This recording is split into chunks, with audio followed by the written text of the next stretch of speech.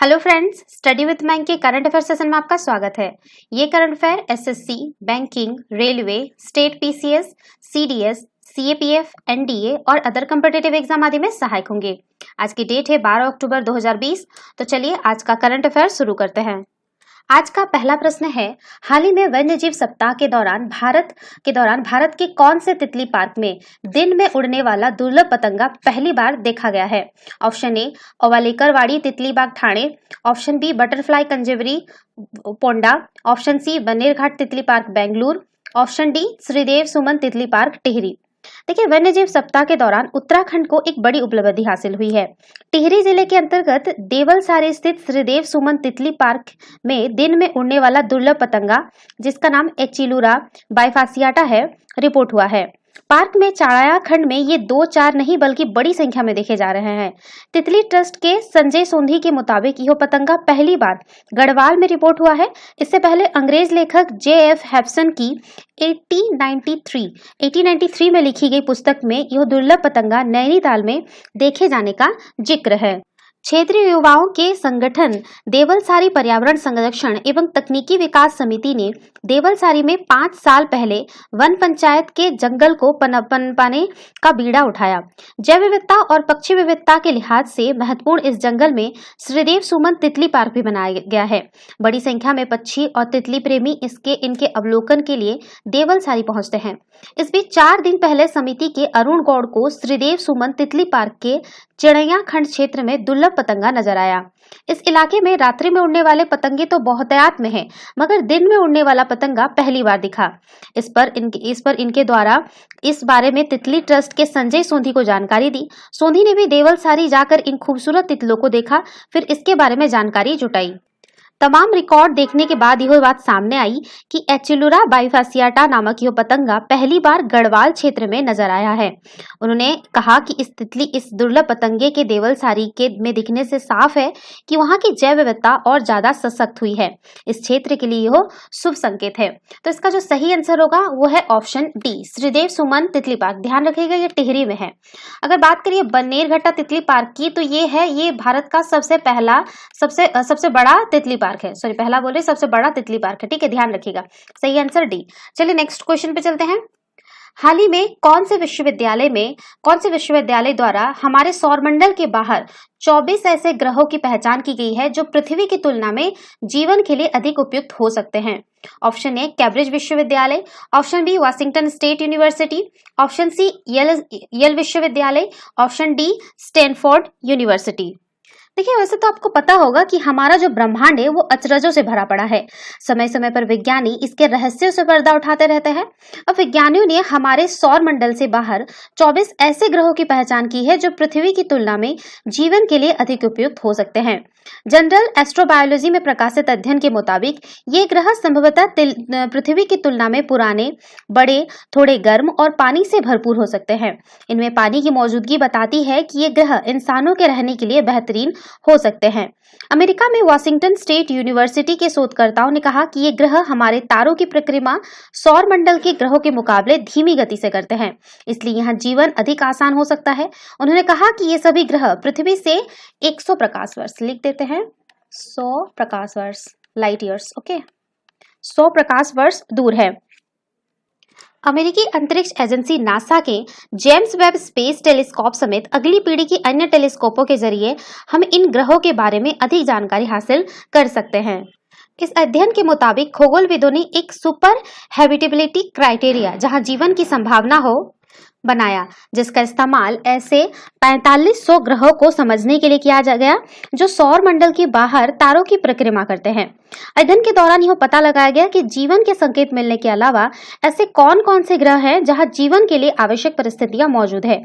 साथ ही उन्होंने पृथ्वी से लगभग 10 गुना बड़े ग्रहों की तलाश की ताकि रहने लायक ज्यादा जमीन मिलने की संभावना हो। शोधकर्ताओं ने कहा इन ग्रहों के बारे में विस्तृत जानकारी के लिए अभी विस्तृत अध्ययन भी जरूरी है। बात करें कुछ अलग पॉइंट की, तो देखिए इस साल की जो शुरुआत में है तो खगोलविदों ने 6 ग्रहों की खोज की थी, जिसमें HD लिख देते हैं, HD 158259 नामक ग्रह विशेष था। यह जो था यह पृथ्वी से 88 प्रकाश वर्ष की दूरी पर मौजूद है। खगोलविद इसके सौर मंडल का पिछले 7 साल से अवलोकन कर रहे हैं। इसका तारा हमारे सूर्य से थोड़ा बड़ा है और कुल 6 ग्रहों में से एक पृथ्वी से बड़ा और 5 वरुण से छोटे ग्रह हैं। लेकिन इन ग्रहों की विशेषता यह है कि इनका अपने सूर्य का चक्कर लगाने का तरीका बेहद सामंजस्य भरा है। तो ये है जो वाशिंगटन स्टेट यूनिवर्सिटी द्वारा अभी 24 ऐसे ग्रहों की पहचान की गई है। तो सही आंसर होगा ऑप्शन बी। चलिए नेक्स्ट क्वेश्चन पे चलते हैं। हाल ही में राजमार्गों के निर्माण में निजी क्षेत्र के निवेश आकर्षित करने के लिए केंद्र सरकार 2 साल बाद एक बार फिर कौन सा मॉडल शुरू करने जा रही है? Option A build operate transfer model, option B highway stretch model, option C stakeholders model, option D public private partnership model. देखिए, राजमार्गों के निर्माण में निजी क्षेत्र से निवेश आकर्षित करने के लिए केंद्र सरकार 2 साल बाद एक बार फिर बिल्ड ऑपरेट ट्रांसफर मॉडल शुरू करने जा रही है। हालांकि निवेश को लेकर धारणा अभी सुस्त है। एसएमईओ इस दिशा में छोटे कदम उठाएगी और अप्रैल 2022 तक 6 परियोजनाओं की बोली का लक्ष्य रखा गया है। इस ब्लॉक का पहली परियोजना कर्नाटक की है जो करीब 70 किलोमीटर लंबी है। इस पर 1700 करोड़ रुपए लागत आएगी। उम्मीद की जा रही है कि भारतीय राष्ट्रीय राजमार्ग प्राधिकरण यानी NHAI इस महीने के आखिर तक इसके लिए बोली आमंत्रित करेगा। परियोजना के बारे में विस्तृत ब्यौरा देने से इनकार करते हुए एक अधिकारी ने कहा कि कर्नाटक से इस ठेके की शुरुआत कर रहे हैं और इस पर मिलने वाली प्रतिक्रिया को देखते हुए BOT परियोजना पर आगे की कार्रवाई के बारे में फैसला किया जाएगा। निजी निवेश आकर्षित करने के लिए नया कंसेनायर समझौता पेश किया जाने के बाद कर्नाटक की परियोजना BOT मॉडल पर पहली पेशकश होगी। आखिरी BOT परियोजना जो है वो मार्च 2018 में IRB इंफ्रा को आवंटित की गई थी। कंपनी को करीब 3400 करोड़ रुपए लागत में हापुड़ मुरादाबाद राजमार्ग तैयार करना है। इस साल फरवरी में NHAI ने नए BOT निर्देश पेश किए थे जिससे निजी हिस्सेदारी को बढ़ावा मिल सके। BOT मॉडल में बदलाव लाने के पीछे यह वजह थी कि निवेश पर रिटर्न में देरी, कड़े कंसेशन समझौते, सरकार के साथ कानूनी विवाद की वजह से बड़ी कंपनियां इससे दूर हो रही थी। नए मानकों से आसानी से परियोजना से बाहर निकलने का प्रावधान किया गया है जिससे इन अटकी परियोजना के मामले में राहत मिलेगी। तो ये जो है बिल्ड ऑपरेट ट्रांसफर मॉडल है, इसको आप शॉर्ट में इसको BOT भी बोला जाता है। ठीक है, BOT मॉडल। ठीक है, तो सही आंसर होगा ऑप्शन ए। चलिए नेक्स्ट क्वेश्चन पे चलते हैं। हाल ही में भारत और स्विट्जरलैंड के बीच कौन से समझौते के तहत भारतीय नागरिकों और संस्थाओं के स्विस बैंक खातों की दूसरी सूची स्विस बैंक भारत सरकार को सौंप दिया है। ठीक है, सौंप दिया गया है।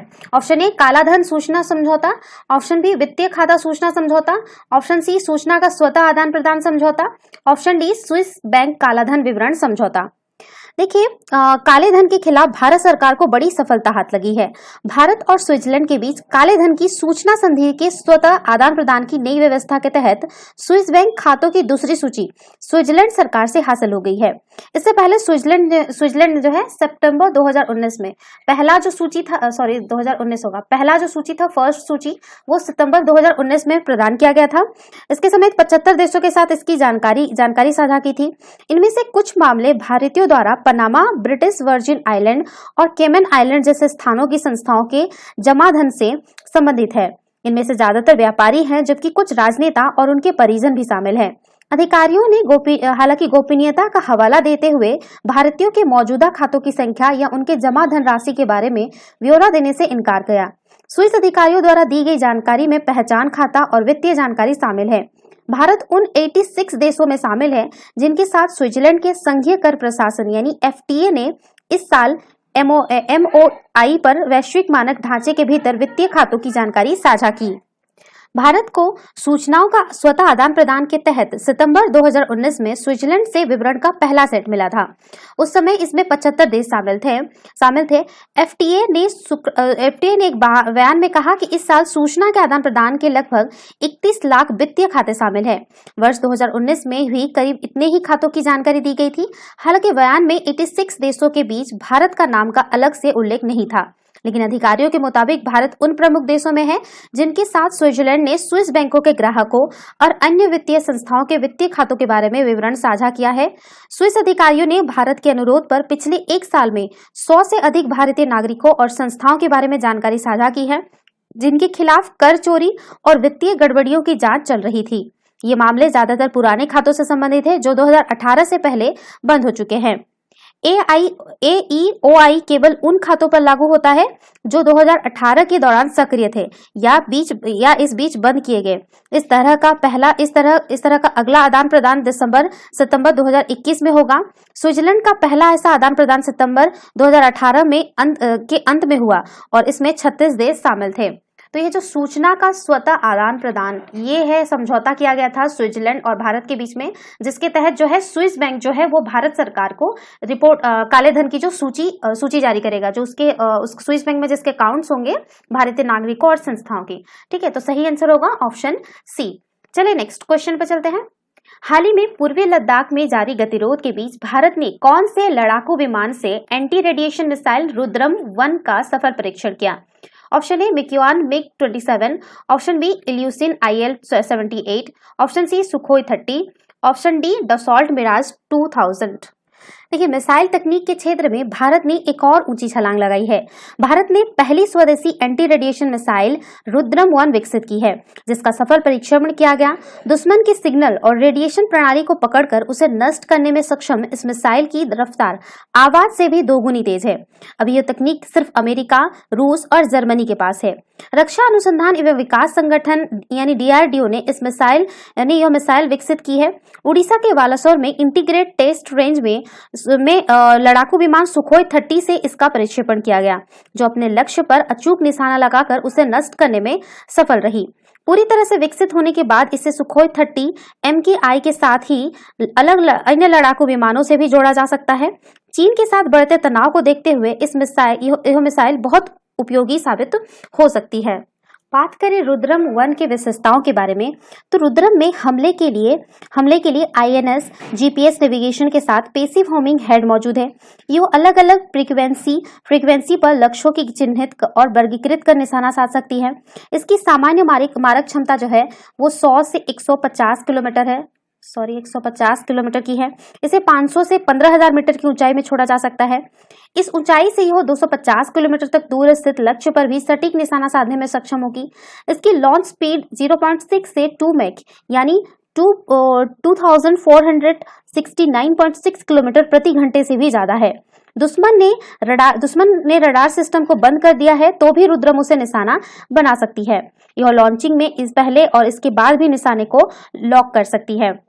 बात करें इस परियोजना की शुरुआत में, तो ये जो रुद्रम 1 का जो शुरुआत में DRDO एंटी रेडिएशन मिसाइल के रूप में जानी जाती थी, जिसका वजन 140 किलोग्राम व लंबाई 5.5 मीटर है। इस परियोजना की शुरुआत अप्रैल 2012 में DRDO की प्रयोगशाला में हुई थी। हालांकि परियोजनाओं का आधिकारिक अनुमोदन दिसंबर 2012 में ही हुआ और इसके लिए 317 करोड़ के बजट का प्रावधान किया गया। इसे वर्ष 2017 में पूरा कर लिया जाना था। वर्ष 2014 से परियोजना की गति तेज हुई और इसके बाद वायुसेना ने भी इसके रुचि दिखाई। इसका प्रथम प्रक्षेपण वर्ष 2017 में पहले किया गया, जो सफल रहा। इसका ड्रॉप फ्लाइट ट्रायल दिसंबर 2016 में पूरा हुआ। इसे सुखोई 30 MKI के जरिए 6.5 किलोमीटर की ऊंचाई से 6.8 मैक यानी 987.84 किलोमीटर की रफ्तार से लॉन्च किया गया था। इसके बाद मिसाइल को कई तकनीकी परीक्षणों से गुजरना पड़ा। तो यह जो सुखोई 30 से इसका सफल परीक्षण किया गया है। सही आंसर होगा ऑप्शन सी। चलिए नेक्स्ट क्वेश्चन पे चलते हैं। हाल ही में प्रदूषण के खिलाफ लड़ने के लिए कौन से राज्य की सरकार ने दुनिया का दूसरा सबसे बड़ा स्मॉग टावर लगाने और पौधारोपण योजना को मंजूरी दी है? Option A Delhi, option B Haryana, option C Uttar Pradesh, option D Punjab. देखिए, प्रदूषण के खिलाफ आप सरकार एक्शन मोड में आ गई है। दिल्ली कैबिनेट ने कनॉट प्लेस में दुनिया का दूसरा सबसे बड़ा स्मॉग टावर लगाने वो पौधारोपण योजना को मंजूरी दी है। सबसे ऊंचा टावर जो है स्मॉग टावर वो चीन में है। सबसे ऊंचा स्मॉग टावर चीन में है। बैठक के बाद केजरीवाल ने बताया कि शहर में ऐसे 2 स्मॉग टावर होंगे। केंद्र सरकार भी आनंद विहार में एक टावर लगा रही है। इसके अलावा अब पेड़ काटने के लिए सिर्फ 10 पौधे लगाना ही जरूरी नहीं होगा, बल्कि जितने पेड़ कटेंगे उसके 80% पेड़ों को कहीं अन्य जगह स्थानांतरित करना होगा। वैज्ञानिक तरीके से पेड़ों का स्थानांतरित करने के लिए एजेंसी की सुविधा ली जाएगी। स्मॉग टावर के लिए दिल्ली कैबिनेट ने 20 करोड़ रुपए मंजूर किए हैं। टावर 10 महीने में तैयार होगा। यह पायलट प्रोजेक्ट है। इसकी सफलता के लिए राजधानी में कई स्मॉग टावर लगाए गए हैं। बात करें दुनिया का सबसे ऊंचा स्मॉग टावर जो है वो बीजिंग में है। चीन, अभी बताएं, चीन का बीजिंग, ये भी लिख देते हैं, चीन का बीजिंग में है, चीन के बीजिंग शहर में है, जिसकी ऊंचाई है 330 फुट, 330 फुट है और यह रोज 353 मिलियन घन फीट हवा को स्वच्छ करता है। तो इसका सही आंसर होगा ऑप्शन ए, दिल्ली। चलिए नेक्स्ट क्वेश्चन पे चलते हैं। हाल ही में 1 सदी पुरानी टेक कंपनी आईबीएम कॉर्पोरेशन अधिक मुनाफे वाले क्लाउड कंप्यूटिंग क्षेत्र में कदम रखने के लिए 2 हिस्सों में बंटने जा रही है। आईबीएम कॉर्पोरेशन का मुख्यालय कहाँ है? Option A Mexico City, option B London, option C New York, option D Saint Petersburg. देखिए, 1 सदी पुरानी टेक कंपनी आईबीएम कॉर्पोरेशन अधिक मुनाफे वाले क्लाउड कंप्यूटिंग क्षेत्र में कदम रखने के लिए 2 हिस्सों में बंटने जा रही है। आईबीएम अपनी information technology infrastructure service unit 2021 के अंत तक नए नाम के साथ अलग कंपनी के रूप में सूचीबद्ध करेगी। यह कंपनी अभी 115 देशों की 4600 कंपनियों को तकनीकी सहायता मुहैया कराती है। वहीं हार्डवेयर, सॉफ्टवेयर व कंसल्टिंग सर्विसेज के साथ क्लाउड ऑपरेशन का काम आईबीएम के जरिए ही होता है। बात करें आईबीएम के बारे में तो आईबीएम का जो पूरा नाम है वो इंटरनेशनल बिजनेस मशीन्स कॉर्पोरेशन है। अंतर्राष्ट्रीय, जिसका हम लोग हिंदी में अंतर्राष्ट्रीय व्यापार मशीन निगम भी कह सकते हैं। यह एक अमेरिकी बहुराष्ट्रीय सूचना प्रौद्योगिकी की कंपनी है जिसका मुख्यालय संयुक्त राष्ट्र के अमेरिका न्यूयॉर्क में स्थित है। ये कंपनी 170 देशों से भी ज्यादा देशों में फैला हुआ है। इस कंपनी की जो शुरुआत हुई थी वो 1911 में कंप्यूटिंग टेबुलिंग रिकॉर्डिंग के नाम से हुआ था, जिसे 1924 में बदलकर इंटरनेशनल बिजनेस मशीन कर दिया गया था। इसे बिग ब्लू नाम से भी जाना जाता है। ये दुनिया की सबसे अधिक कर्मचारी वाली कंपनी में से एक है, जिसमें 2017 के अनुसार लगभग 3,80,000 कर्मचारी काम कर रहे थे। उन्हें आईबीएमर्स के रूप में जाना जाता है। इनके कर्मचारियों को अब तक 5 नोबेल पुरस्कार, 6 ट्यूरिंग पुरस्कार, तकनीकी के क्षेत्र में 10 और विज्ञान के क्षेत्र में 5 राष्ट्रीय पदक भी मिल चुका है। तो इसका जो सही आंसर होगा ऑप्शन सी, न्यूयॉर्क। चलिए नेक्स्ट क्वेश्चन पे चलते हैं। हाल ही में भारत के कौन से प्रौद्योगिकी संस्थान द्वारा नैनो तकनीक से ऐसी बोतल तैयार की गई है जिसमें पानी भरते ही जीवाणु और कीटाणु खत्म हो जाएंगे? Option A IIT Madras, option B IIT Delhi, option C IIT Kanpur, option D IIT Kharagpur. देखिए, भारतीय प्रौद्योगिकी संस्थान यानी आईआईटी दिल्ली ने नैनो तकनीक से ऐसी बोतल तैयार की है जिसमें पानी भरते ही जीवाणु कीटाणु खत्म हो जाएंगे। आईआईटी में शुरू हुए स्टार्टअप नैनोसेफ सॉल्यूशंस ने नैनो टेक्नोलॉजी और पारंपरिक विज्ञान के जरिए यह बोतल तैयार की है। बोतल तांबे के एंटी माइक्रोबियल गुणों पर आधारित है, जिसे एक्यूक्योर नाम दिया गया है। स्टार्टअप नैनोसेफ सॉल्यूशंस की संस्थापक डॉक्टर अनुसुईया राय ने बताया कि पानी की बोतल एंटीवायरल, एंटीबैक्टीरियल और एंटीफंगल है। इसमें पॉलीमर मैट्रिक्स से सक्रिय नैनो तांबा निकलता है। यह तांबा कंटेनर के बाहर और आंतरिक सतह को एंटीवायरल बनाता है। इसकी सतह के सीधे संपर्क पर जीवाणु और कीटाणु खत्म हो जाते हैं। साथ ही संग्रहण किए गए पानी को यह बोतल सुरक्षित बनाती है। परीक्षण के दौरान एक्यूक्योर बोतल 99% एंटीबैक्टीरियल, एंटीफंगल, एंटीवायरल साबित हुई है। उन्होंने बताया कि ग्रामीण और शहरी गरीब इलाकों में स्वच्छ पेयजल की हर समय उपलब्धता आज भी चुनौती है। दूषित पेयजल कई जानलेवा वायरस और बैक्टीरिया का प्रमुख स्रोत होता है। उन्होंने उम्मीद जताई कि एक्यूक्योर लोगों तक स्वच्छ पेयजल की उपलब्धता में मददगार साबित हो सकेगी। तो इसका जो है ये आईआईटी दिल्ली द्वारा इसका तैयार किया गया है। तो सही आंसर होगा ऑप्शन बी। चलिए नेक्स्ट क्वेश्चन पे चलते हैं। हाल ही में चर्चा में रहा नादस्वरम का उपयोग कौन कौन से राज्यों में पारंपरिक शास्त्रीय वाद्य के रूप में किया जाता है? ऑप्शन ए आंध्र प्रदेश, कर्नाटक, केरल और तेलंगाना, ऑप्शन बी तेलंगाना, तमिलनाडु, आंध्र प्रदेश और केरल, ऑप्शन सी आंध्र प्रदेश, तेलंगाना, कर्नाटक और तमिलनाडु, ऑप्शन डी तमिलनाडु, आंध्र प्रदेश, कर्नाटक और केरल। देखिए, नादस्वरम, जिसको हम लोग नगस्वरम या नाथस्वरम कहते हैं, दक्षिण भारत का एक दोहरा ईक पवन यंत्र है। इसका उपयोग तमिलनाडु, आंध्र प्रदेश, कर्नाटक और केरल में पारंपरिक शास्त्रीय वाद्य यंत्र के रूप में किया जाता है। यह उपकरण दुनिया के सबसे लंबे गैर पीतल ध्वनिक उपकरणों में से एक है। यह उत्तर भारतीय शहनाई के समान एक वायुवाद है, लेकिन बहुत अधिक लंबा, एक कठोर शरीर और लकड़ी का धातु से बने बड़ी जगमगाती घंटी है। तमिल संस्कृति में नादस्वरम को बहुत शुभ माना जाता है और ये दक्षिण भारतीय परंपरा के लगभग सभी हिंदू शादियों और मंदिरों में बजाया जाने वाला एक प्रमुख वाद्य यंत्र है। यह मंगलागतम, जिसे साहित्यम मंगला कहते हैं, वधा के रूप में जाने जाने वाले उपकरणों के परिवार का हिस्सा है। यंत्र आमतौर पर जोड़े में बजाया जाता है और ड्रम की एक जोड़ी के साथ थाविल कहा जाता है। इसे ओट्टू नामक एक सामान ओवन में एक ड्रोन के साथ भी किया जा सकता है। नादस्वरम का उल्लेख कई प्राचीन तमिल ग्रंथों में मिलता है। सिलप्पाट्टिकारम का तात्पर्य वंजियम नामक यंत्र से है। इस यंत्र की संरचना नादस्वरम से मेल खाती है। चूंकि 7 उंगलियों के साथ 7 छेद वाले खेले जाते थे, इसलिए इसे एंजिल भी कहा जाता था।